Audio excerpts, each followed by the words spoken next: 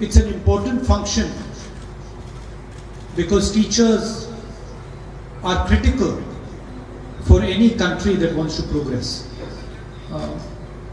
You are the people who transfer knowledge to our children, and so you do a critical job for building a good future in this country.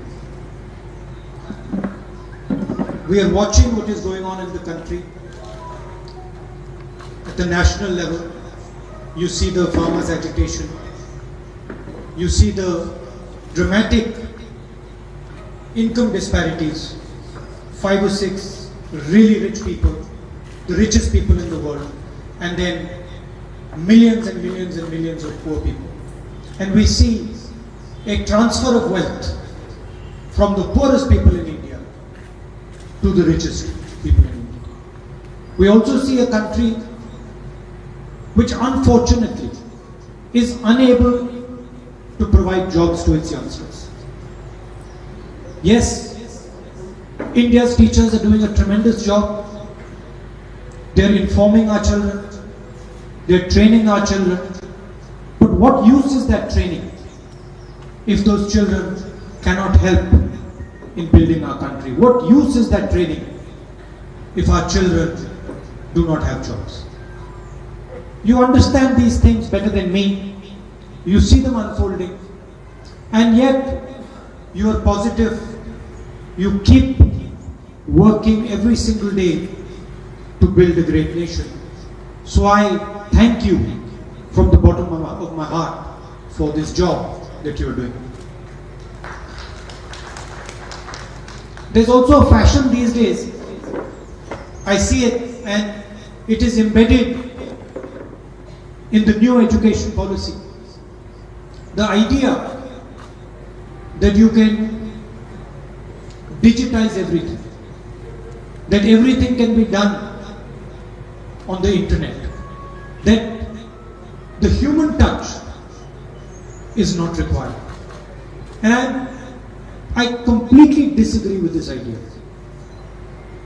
I am 100% certain that the teacher, the human contact of the teacher, the conversation of the teacher with the student is central to knowledge for the student. There is no possibility in my mind that you replace the teacher and you use the internet to teach children.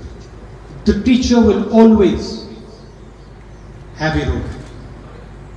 You can look back into our history and you can see the idea of the Guru. A teacher is not just a transfer of information.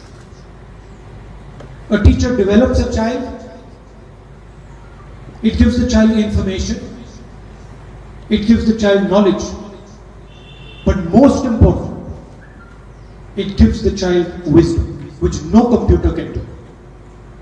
And so that is your role. I was disappointed also to see that a new education policy is formulated without any conversation, without any discussion, without asking the students what they want, without asking the teachers what they think should be in a modern education policy. And I think that is a tragedy, and it's going to do tremendous damage to our students. Finally, the ideological attack on the institutional structure of India, the ideological attack on our education system, where you do not have to have any understanding. As long as you are a member of the RSS, you can become a vice chancellor, you can become a governor, you can play whatever role you want in this country. I think this is a tragedy, and all of us have to fight this with all our strength. Because India is only strong if our institutions are strong. India is only strong if multiple different types of ideas challenge each other peacefully, with affection, and the best idea emerges.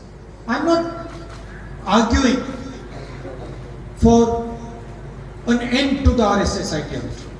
I'm not arguing for an elimination of the RSS. I'm arguing for a conversation.